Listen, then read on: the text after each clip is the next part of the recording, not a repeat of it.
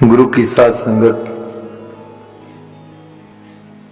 धन धन बाबा ईसर सिंह जी महाराज नानकसर कलेरी विराजमान हैं। झोरड़ा तो आया नूं अजे थोड़ा चिर ही होया सी। संगत दिन दूनी ते रात चौनी वध रही सी। बाबा जी का जस दिनों दिन वधदा जा रहा सी।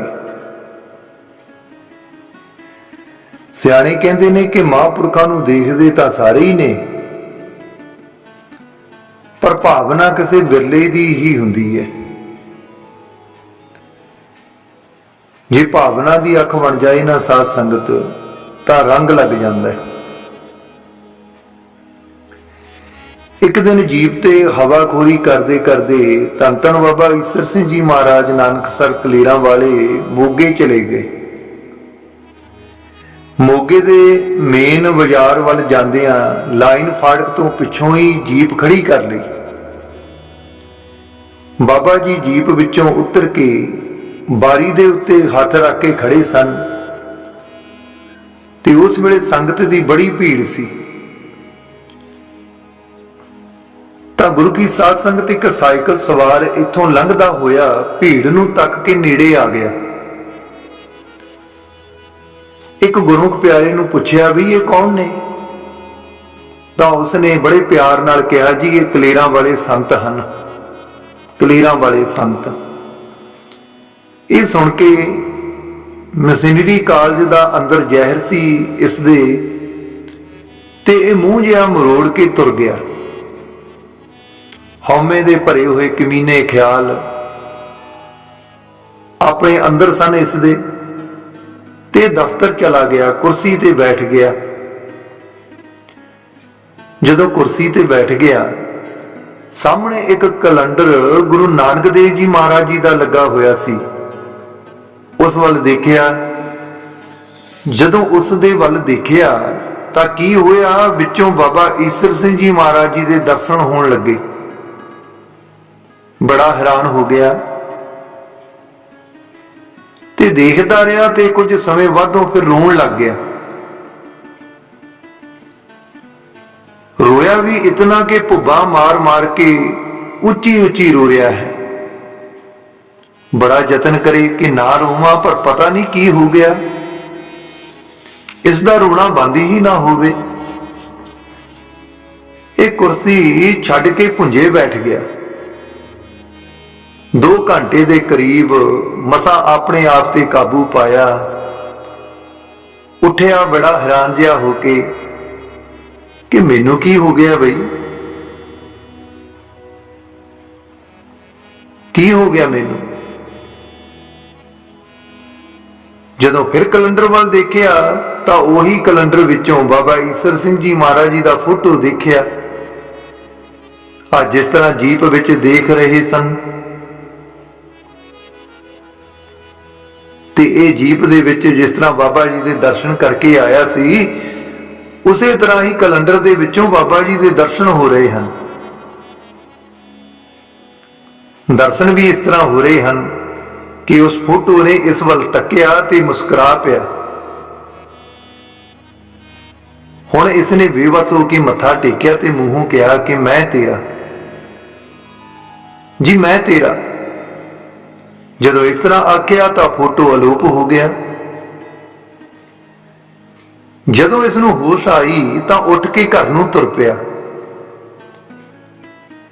घर नूं तुरिया जा रहा है ते फिर मिशनरी कॉलेज की रंगत चमकन लगी ते मन नूं लाहणतां पाईयां कि इतना कमजोर हो गए हैं बई, एवें ही बंदियां नूं मत्था टेकी जाना है, इन्ना पढ़ लिख के तू लोकां नूं मत्तां दिना है ते तू तो आप ही मत्था टेकी जाना।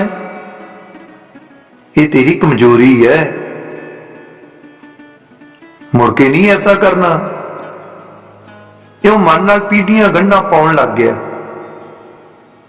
मन नूं बड़ा पक्का कीता कि असीं सिंह सभीए हां बई, असां किसी संत साध नूं नहीं मत्था टेकना। नाले 10वें पातशाह तां गद्दी गुरु ग्रंथ साहिब महाराज जी नूं आ गुरु ग्रंथ दे पंथ नूं दे गए हैं। हुण किसी होर नूं मत्था टेकण की की लोड़ है? कोई महापुरख 10वें पातशाह तो बाद पैदा ही नहीं होया। इहो जिहियां मन विच गिणतियां गिणी जानी, पर कोई अलौकिक ऐसी प्रेरणा हुंदी है कि नानकसर जाण नूं मन करदा है, बई नानकसर जरूर जाना है। ते नाल ही दूजे पासे कलयुग प्रेरणा करदा है भी उत्थे जाके संतां दे पोल भी खोलणे तां हन। इहो जे गंदे ते भ्रष्ट होए विचार लैके एक दिन ये नानकसर आया। उस वेले गुरु की साध संगत सरोवर तैयार हो चुका सी। बाबा जी सचखंड वालों संगतां दी भीड़ विच आ रहे सन।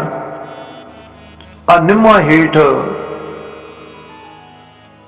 आ मिशनरी कॉलेज विच पढ़न वाला, जिस दे मन विच ये ख्याल चलदे सन भी नानकसर जाना तो जरूर है, पर उत्थे संतां दे पोल खोलने हन। ये निम्मा हेठ खलोता है जिसका नाम है प्रीतम सिंह। बाबा जी इस दे पास आए ते माड़ा जिहा मुस्कुराए ते कोल आके खड़े हो गए, पर इसने हंकार विच मत्था ना टेकिया, क्योंकि मन विच फैसला कीता सी कि किसी संत नूं मत्था नहीं टेकना। आ मोगे दे कुछ प्रेमी भी नाल सन ते ओ इस नूं देख के बड़े हैरान भी होए भी ये काफर इत्थे किवें खड़ोता है, ते खुश भी होए। उन्हां सतसंगियां ने बेनती की, बाबा जी ये बड़ा ज्ञानी है, कवि भी है, कथा भी करता है, इसका नाम प्रीतम सिंह है। बाबा जी ने तिरछी निगाह नाल तकिया ते घूरी जी पा के अगे तुर पे। मगरे संगत तुर पई ते प्रीतम सिंह हैरान जिहा खलोता रहा। सोचदा है भी होर संत साध तां मेरा बड़ा प्यार सत्कार करदे हन, पर इन्हां ने तां मेरी तारीफ सुन के सगों घूरी वट लई ते मूंह वट के तुर गए हन। प्रीतम सिंह दिल विच बड़ा दुखी होया ये कुछ देख के। आ एक मोगे दा बजाजी वाला वो प्रीतम सिंह वाल आया ते कोल बैठ के हसन लग गया। हुण प्रीतम सिंह हैरानी नाल पुछण लग्या कि बई की गल है, तू हसी जा रहे हैं?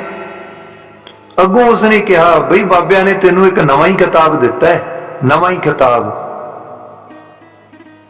आ प्रीतम सिंह ने बड़े उत्साह नाल पुछया भी की किताब दिता है जिहड़ा इन्ना तू हस रहे हैं? तो उसने दसिया कि अगे जाके आ बाबा जी फरमाउंदे सन कि बई ये कथा तां करदा है, ये कथा करदा है। फिर मोगे वाली संगत नूं मुखातब करके कहण लगे, प्रेमियों बच के रहना, ये ज्ञानी नहीं, ये तो उड्डना सप है, उड्डना सप। आ दूजे सप तां रिड़ के डंग मारदे ने, पर ये उड़ के अगले दिन मत्थे विच वजदा है, ख्याल रखियो। बजाजी वाला ये वार्ता सुन के हसदा हसदा चला गया। हुण प्रीतम सिंह सोचां विच पै गया बई इन्हां ने तां मैनू की कहा है, इन्हां नूं की पता कि मैं इन्हां दा निंदक हां ते मुखालफ हां। फिर मन विच ही कहंदा भी इत्थे चंगी नीयत नाल जो नहीं आया। कहा तां सच ही है, क्योंकि उड्डना सप ही दुध पी के आ दुध भी पी लैंदा ते डंग भी मत्थे विच ही मारदा। सो गुरु की साध संगत ते बाबा जी की अंतरी आत्मा देख के घर वापस मुड़ गया। वह भी उड्डने सप का खिताब लैके। हुण घर विच आके ऐसी हालत हो गई, आ कोई भी यार दोस्त मिशनरी कॉलेज स्टूडेंट या मास्टर मिलता है तां विरोध तां नानकसर दी करदा है, ताकि इन्हां नूं इह ना पता लग जाए कि संतां नूं तां तू अपना मन दे बैठा है। उतों तां खिलाफत करदा है ਤੇ ਅੰਦਰੋਂ ਖਿੱਚ ਐਸੀ ਪੈਂਦੀ ਹੈ ਕਿ ਨਾਨਕਸਰ ਤੋਂ ਬਿਨਾਂ ਖਾਣਾ ਪੀਣਾ ਵੀ ਹਰਾਮ ਹੋ ਗਿਆ। ਹੁਣ ਮਿੱਤਰਾਂ ਸਾਥੀਆਂ ਤੋਂ ਚੋਰੀ ਨਾਨਕਸਰ ਆਉਣਾ, ਪਰ ਜੋ ਕੁਝ ਇੱਥੇ ਆ ਕੇ ਦੇਖਣਾ ਉਹ ਰਾਤੀ ਸੁਪਨੇ ਵਿੱਚ ਬਾਬਾ ਜੀ ਨੇ ਦਿਖਾ ਦੇਣਾ। ਬੜਾ ਹੈਰਾਨ ਹੋਣਾ। ਆ ਬਾਬਾ ਜੀ ਨੇ ਜਦੋਂ ਦਰਸ਼ਨ ਦੇਣਾ ਬਸ ਮੁਸਕਰਾ ਕੇ ਅੱਗੇ ਲੰਘ ਜਾਣਾ। ਜਿਵੇਂ ਭਾਈ ਨੰਦ ਲਾਲ ਜੀ ਲਿਖਦੇ ਹਨ, ਮੁਰਦੇ ਜੀਵਨ ਕਈ ਅਨੇਕਾਂ ਜਦ ਥੋੜਾ ਮੁਸਕਰਾਂਦੇ, ਆਵੇ ਹਯਾਤ ਵਸਾਵੇਂ ਰਸਨਾ ਬਾਕ ਰਸੀਲੇ ਗਾਂਦੇ। ਤੇ ਕਦੇ ਕਦਾਈ ਪੁੱਛ ਲੈਣਾ, ਉੱਡਣਾ ਸੱਪ ਹੈ, ਮੋਗਿਓਂ ਆਇਆ? ਪਰ ਹਉਮੈ ਦੀ ਪਾਣ ਇਤਨੀ ਸਖਤ ਚੜੀ ਹੋਈ ਸੀ ਕਿ ਮੱਥਾ ਨਹੀਂ ਟੇਕਣਾ, ਬਈ ਸਿਰ ਨਹੀਂ ਨਵਾਉਣਾ। ਜਦੋਂ ਵੀ ਨਾਨਕਸਰ ਆਉਣਾ, ਜੋ ਮਨ ਵਿੱਚ ਸ਼ੰਕੇ ਹੋਣੇ ਉਹ ਬਾਬਾ ਜੀ ਨੇ ਨਿਵਰਤ ਕਰ ਦੇਣੇ। ਆ ਦੱਸੇ ਪੁੱਛੇ ਤੋਂ ਬਿਨਾਂ ਹੀ ਗੁਰੂ ਕੀ ਸਾਧ ਸੰਗਤ। ਜੋ ਮਨ ਵਿੱਚ ਸੋਚੇ, ਜੋ ਚਿਤਵੇ, ਸਭ ਗੱਲਾਂ ਅੱਗੇ ਆ ਜਾਣ। ਜੋ ਮਨ ਵਿੱਚ ਗੱਲ ਕਰੇ, ਪੁੱਛੇ, ਤਤਕਾਲ ਉੱਤਰ ਆ ਜਾਵੇ। ਸੋ ਇਸ ਤਰ੍ਹਾਂ ਕਰਕੇ ਬਾਬਾ ਜੀ ਹੁਣ ਇਸ ਨੂੰ ਬਹੁਤ ਹੀ ਪਿਆਰੇ ਲੱਗਣ ਲੱਗ ਪਏ। ਬਾਬਾ ਜੀ ਨੂੰ ਮਿਲਣ ਨੂੰ ਬਹੁਤ ਇੱਜ਼ਤ ਕਰਦਾ ਹੈ, ਪਰ ਅੱਗੇ ਹਉਮੈ ਦੀ ਦੀਵਾਰ ਆ ਜਾਂਦੀ ਹੈ ਵੀ ਕਿਸੇ ਸੰਤ ਨੂੰ ਮੱਥਾ ਨਹੀਂ ਟੇਕਣਾ। ਇਤਨਾ ਪੜ੍ਹੇ ਸੁਣੇ ਤੇ ਪ੍ਰਚਾਰ ਕਰਨ ਦਾ ਕੀ ਫਾਇਦਾ ਹੋਇਆ ਜੇ ਫਿਰ ਵੀ ਬੰਦਿਆਂ ਅੱਗੇ ਸਿਰ ਝੁਕਾਉਣਾ ਹੈ ਤਾਂ। ਹੁਣ ਮਨ ਤਾਂ ਮੰਨ ਗਿਆ ਹੈ ਕਿ ਸੰਤ ਵਿੱਚ ਤੇ ਰੱਬ ਵਿੱਚ ਭੇਦ ਕੋਈ ਨਹੀਂ। ਰਾਮ ਸੰਤ ਮੈਂ ਭੇਦ ਕਿਛ ਨਾਹੀ, ਏਕ ਜਨ ਕਈ ਮੈਂ ਲੱਖ ਕਰੋੜੀ।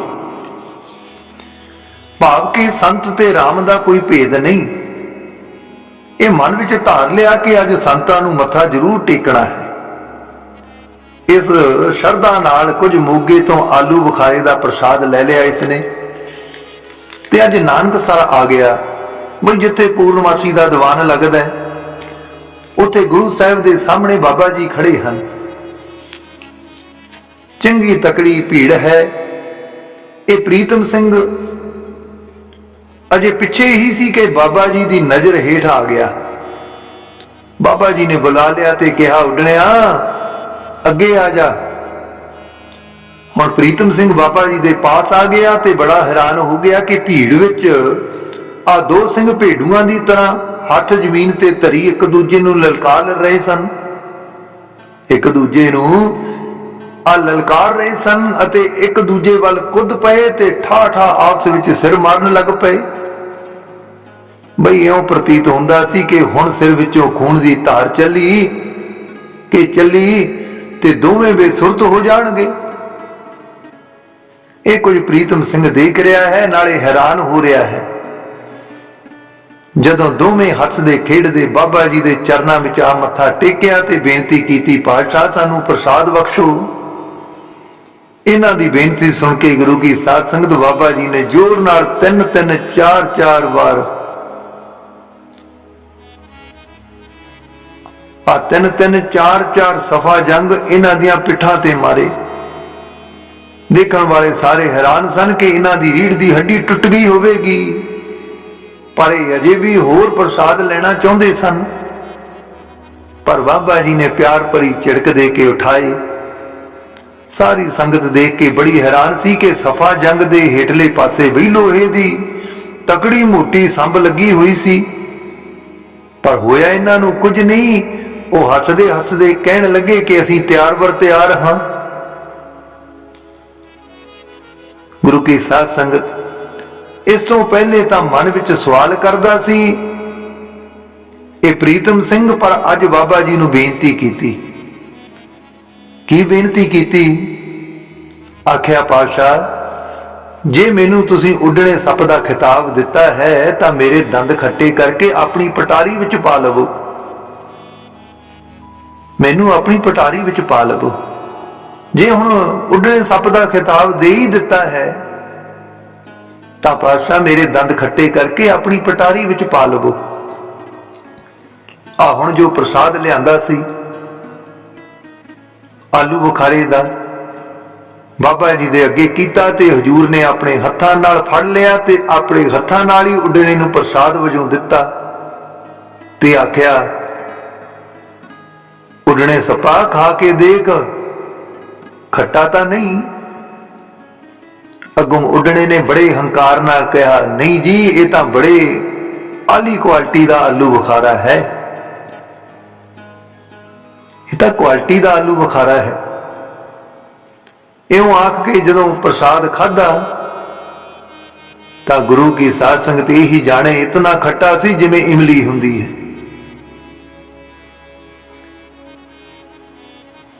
इउं दंद खट्टे करके मोगे पहुंच गया। होटल तो खाण वास्ते डबल रोटी दे टोस्ट भी ना खाधे गए क्योंकि दंद जो खट्टे हो चुके सन। अकल जवाब दे गई, होश गुम हो गई। हुण बाबा जी सामने आ खलोते ते मुस्कुरा रहे हन ते बोल के कहण लगे, उडणिया तू जो कहा सी कि मेरे सप दे दंद खट्टे करके जहर कढ दिओ, हुण तेरे अंदरों बई 14 रतन जो समुद्र विचों निकले हन, 11वां रतन संतां दी निंदिया है, निंदिया उसनूं कढ दिता है, असीं अपनी पटारी विच पा लिया है। ये वचन बाबा जी ने कीते ते ओही सचखंड वाला नजारा देख रहा है ते वो टक्करां लाउण वाले प्रेमी बब्बर जी ते भाई सेवा सिंह जी सामने देख रहा है। हुण दुकानदार खुशहाल चंद कहण लगा, ज्ञानी जी किहड़ियां सोचां विच पए हो, आ जिहड़ी दुकान ते बैठा है डबल रोटी दे टोस्ट खा रहा सी, जिहड़े दंद खट्टे होण करके नहीं खांदे जा रहे सन। उस दुकान दा मालिक खुशहाल चंद कहण लग्या, ज्ञानी जी किहड़ियां सोचां विच पए हो। अगों प्रीतम सिंह मस्ताना उडना सप ये कहण लग्या, खुशहाल चंदा अज मैं बाबा ईसर सिंह जी कलीरा वालियां दे चरनां दा सेवक बन गया हाँ, मैं बाबा जी दे दर घर दा सेवक बन गया हाँ।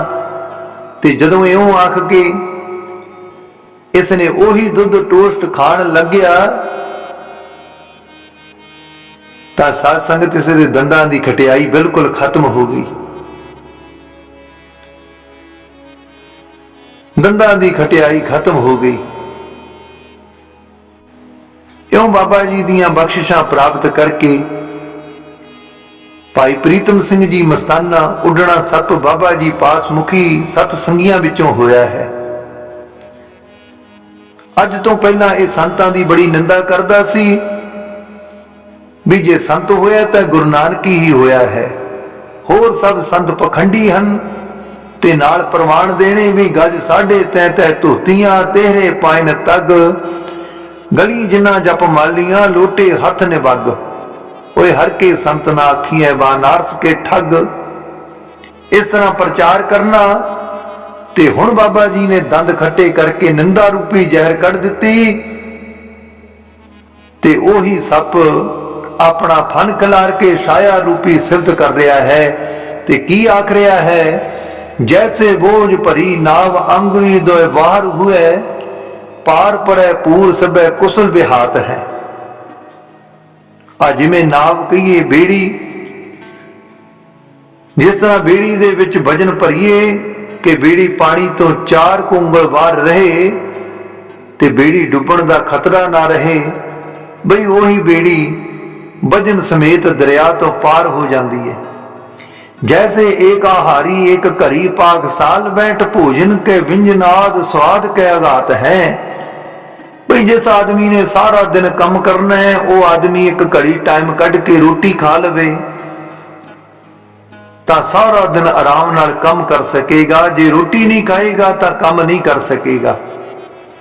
जैसे राज द्वार जाए कर तो जो हार जन, एक घड़ी पाछा देश भोगत हुए खात है।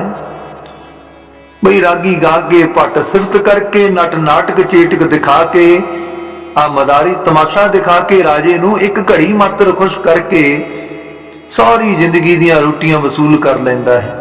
भाव राजा खुश होके जगीर दे दिंदा है।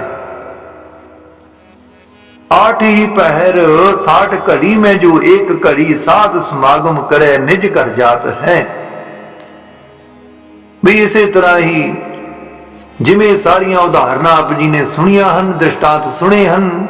ਭਾਈ ਸਾਹਿਬ ਭਾਈ ਗੁਰਦਾਸ ਜੀ ਦ੍ਰਿਸ਼ਟਾਂਤ ਦੇ ਕੇ ਚੌਥੀ ਪੰਕਤੀ ਵਿੱਚ ਭਾਈ ਸਾਹਿਬ ਜੀ ਤੱਤ ਕੱਢਦੇ ਹਨ ਕਿ ਇਹ ਜੀਵ 4 ਉਂਗਲ ਬੇੜੀ ਊਣੀ ਰੱਖਣ ਨਾਲ ਪਾਰ ਹੋ ਜਾਈਦਾ ਹੈ।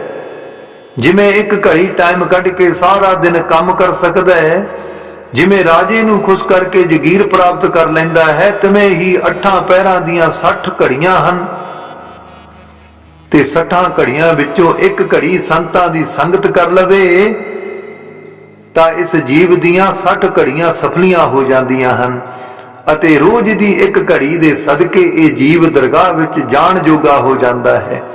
ਸੋ ਗੁਰੂ ਕੀ ਸਾਧ ਸੰਗਤ, ਇਸ ਤਰ੍ਹਾਂ ਉੱਡਣਾ ਸੱਪ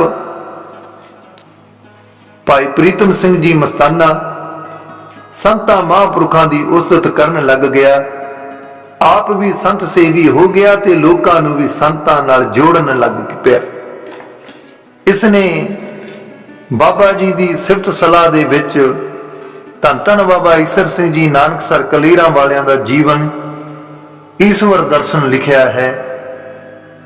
ਉਸ ਦੇ ਵਿੱਚ ਆਪ ਆਪਣੀ ਹੱਡਬੀਤੀ ਲਿਖਦਾ ਹੈ ਕਿ ਕਿਸ ਤਰ੍ਹਾਂ ਮੈਂ ਸੰਤ ਨਿੰਦਕ ਸਾਂ, ਪਰ ਜਦੋਂ ਬਾਬਾ ਈਸਰ ਸਿੰਘ ਜੀ ਮਹਾਰਾਜ ਜੀ ਦੀ ਸੰਗਤ ਪ੍ਰਾਪਤ ਹੋਈ, ਕਿਰਪਾ ਪ੍ਰਾਪਤ ਹੋਈ, ਜਦੋਂ ਮੈਨੂੰ ਮਹਾਂਪੁਰਖਾਂ ਨੇ ਉੱਡਣੇ ਸੱਪ ਦਾ ਖਿਤਾਬ ਬਖਸ਼ਿਆ ਤੇ ਫਿਰ ਬਾਬਾ ਜੀ ਨੇ ਆਪ ਹੀ ਮੇਰੇ ਦੰਦ ਖੱਟੇ ਕਰਕੇ ਤੇ ਨਿੰਦਿਆ ਚੁਗਲੀ ਦੀ ਜ਼ਹਿਰ ਮੇਰੇ ਅੰਦਰੋਂ ਕੱਢ ਦਿੱਤੀ ਤੇ ਫਿਰ ਮੈਂ ਬਾਬਾ ਜੀ ਦਾ ਹੋ ਕੇ ਰਹਿ ਗਿਆ। ਉਸ ਕਿਤਾਬ ਦੇ ਵਿੱਚ ਈਸ਼ਵਰ ਦਰਸ਼ਨ ਦੇ ਵਿੱਚ ਬੜੀ ਬਾਬਾ ਜੀ ਦੀ ਮਹਿਮਾ ਲਿਖੀ ਹੈ ਇਸਨੇ।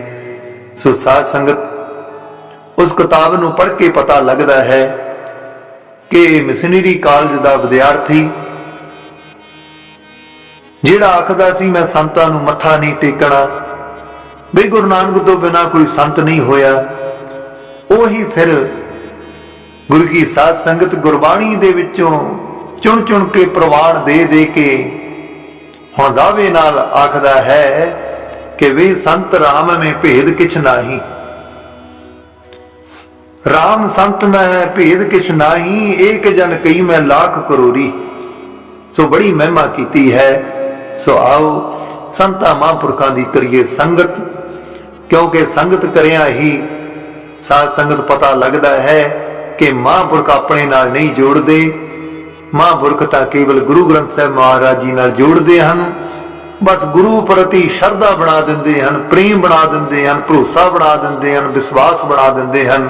ਫਿਰ ਵਿਸ਼ਵਾਸ ਵਾਲਿਆਂ ਦੇ ਬੇੜੇ ਪਾਰ ਹੋ ਜਾਂਦੇ ਹਨ। ਇਹ ਲੋਕ ਸੁਖੀ ਪਰਲੋਕ ਸੁਹੇਲੇ, ਨਾਨਕ ਹਰਿ ਪ੍ਰਭ ਆਪੇ ਮੇਲੇ ਦੇ ਮਹਾਂਵਾਕਾਂ ਅਨੁਸਾਰ ਕਿਰਪਾ ਹੋ ਜਾਂਦੀ ਹੈ। ਵਾਹਿਗੁਰੂ ਜੀ ਕਾ ਖਾਲਸਾ, ਵਾਹਿਗੁਰੂ ਜੀ ਕੀ ਫਤਿਹ।